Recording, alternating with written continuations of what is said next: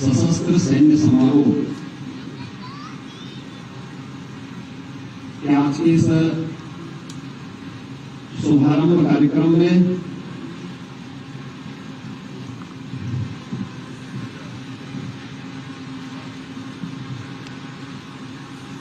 इस पूरे समारोह आयोजन जिनके मार्गदर्शन में हो रहा है, हमारे army commander lieutenant general Sainidhya Sen Gupta ji, lieutenant general Mukesh Chadha ji, major general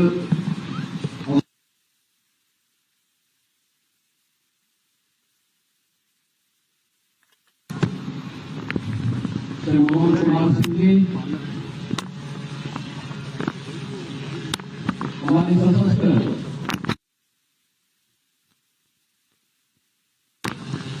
वरिष्ठ अधिकारीगण, तीनों सेनाओं के हमारे सभी बहादुर जवान, उनके परिवार के सदस्यगण और इस सैन्य समारोह के शुभारंभ के अवसर पर उपस्थित सभी बहनों और भाइयों,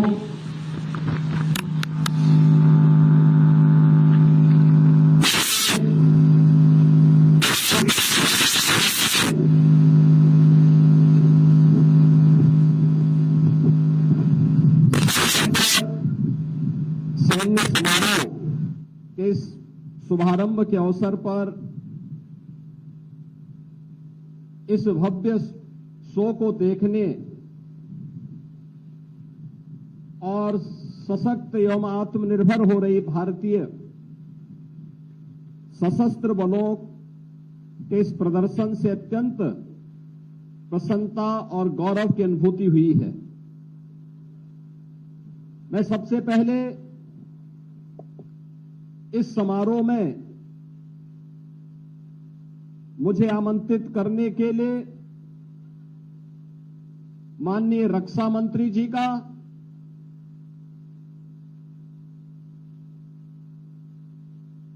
लेफ्टिनेंट जनरल सैनिध्य सेन गुप्ता जी का और उनकी पूरी टीम का हृदय से आभार व्यक्त करते हुए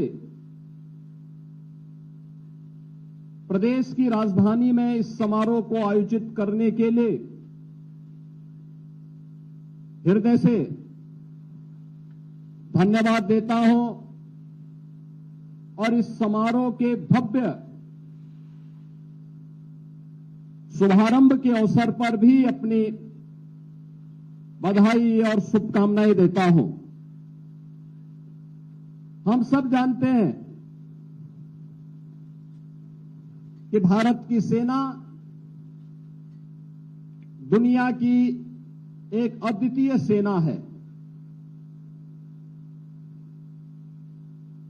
जिसने सदैव अपनी ताकत, अपने अनुशासन और तकनीकी क्षमता का लोहा न केवल दुश्मनों को मनवाया है, अपितु देश के अंदर भी सम और विषम दोनों स्थितियों में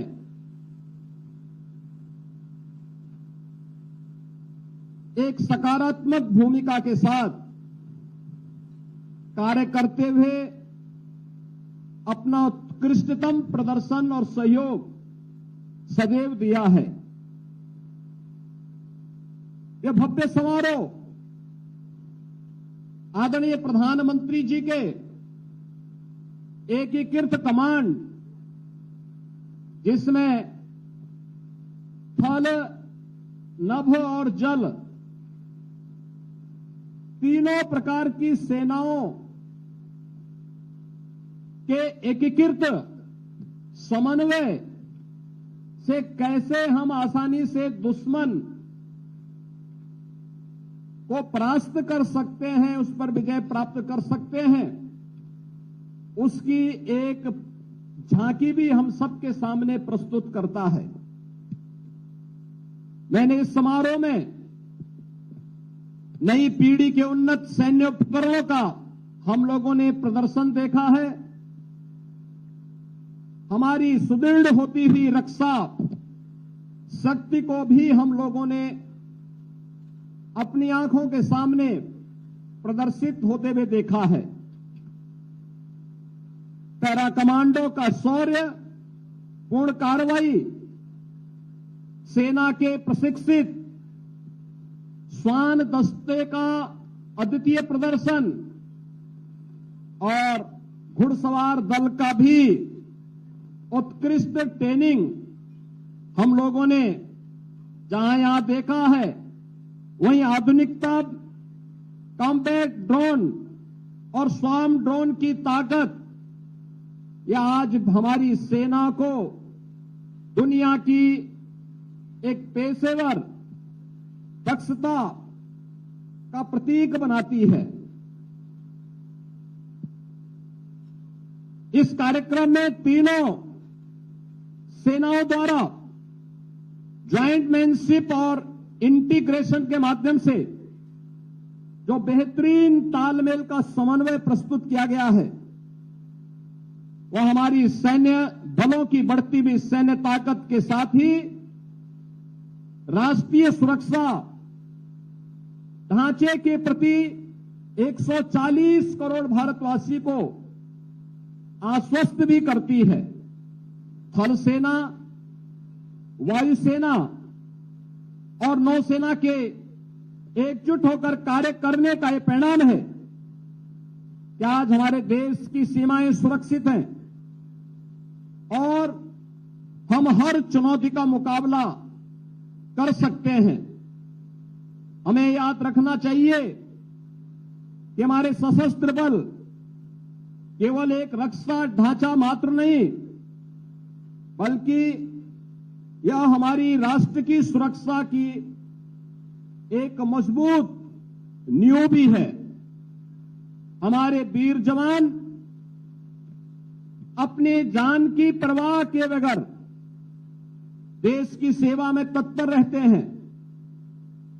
वे इसीलिए राष्ट्र नायक के रूप में आम जनमानस के मन में सम्मान प्राप्त करते हैं। हमें गर्व है कि हमारे पास ऐसे सक्षम और समर्पित सेना है जो देश की सुरक्षा हर स्थिति में करने में सक्षम है। भारत के बहादुर सैनिकों की सजगता का ही परिणाम है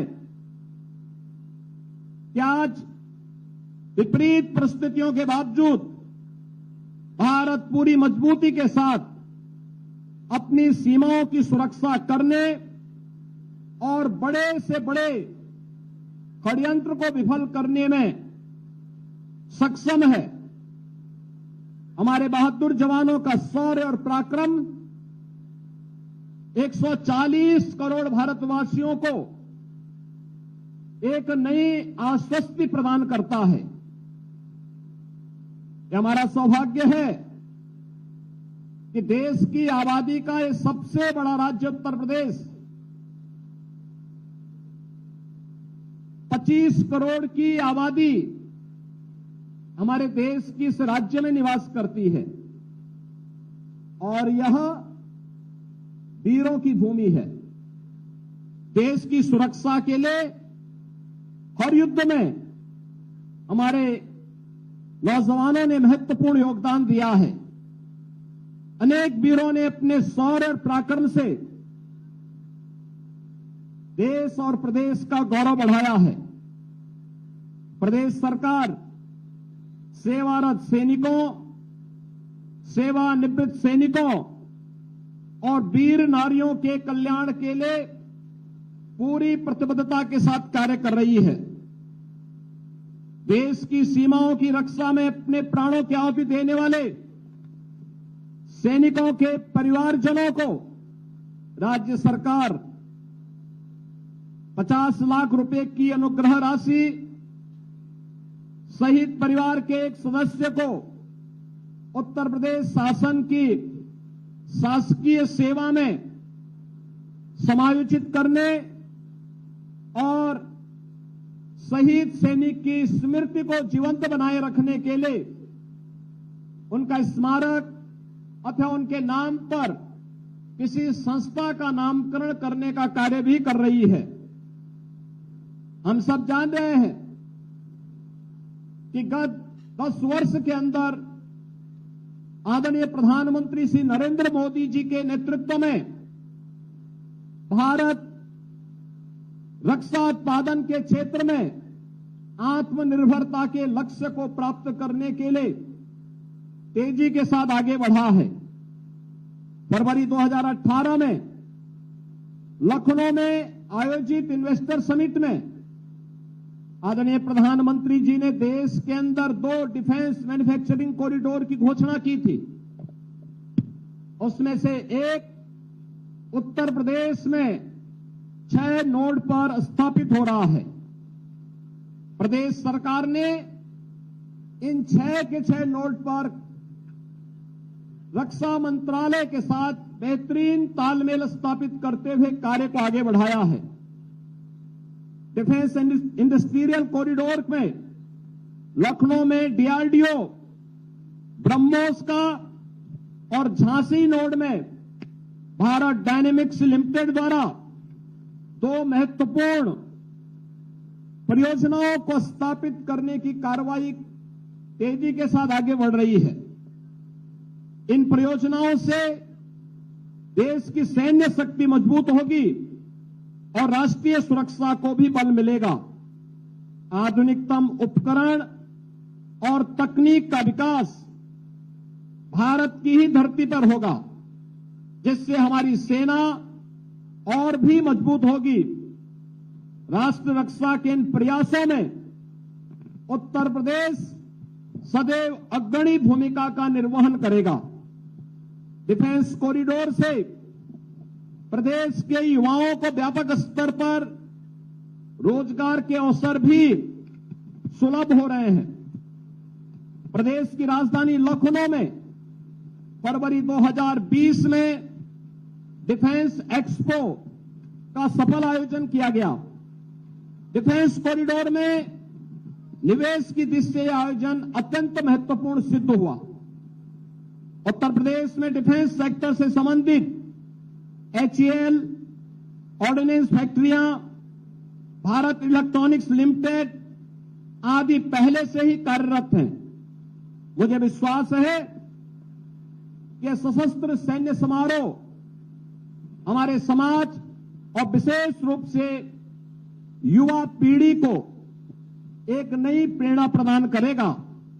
सशस्त्र सैन्य समारोह के माध्यम से आम जनमानस को सेना के सामर्थ्य तथा देश की सुरक्षा में हमारे सैनिकों के महत्वपूर्ण योगदान को समझने का एक अवसर प्राप्त होगा। इस संपूर्ण आयोजन के प्रति एक बार फिर से हृदय से आभार व्यक्त करते हुए जो यहां पर आज शुभारंभ के अवसर पर हमारे सैन्य बलों के बहादुर जवानों ने प्रदर्शन किया है, इस शानदार प्रदर्शन के लिए हृदय से बधाई देता हूं और इस संपूर्ण आयोजन के प्रति मैं सेंट्रल कमांड को और तीनों सशस्त्र बलों को हृदय से अपनी शुभकामनाएं देता हूं। धन्यवाद। जय हिंद।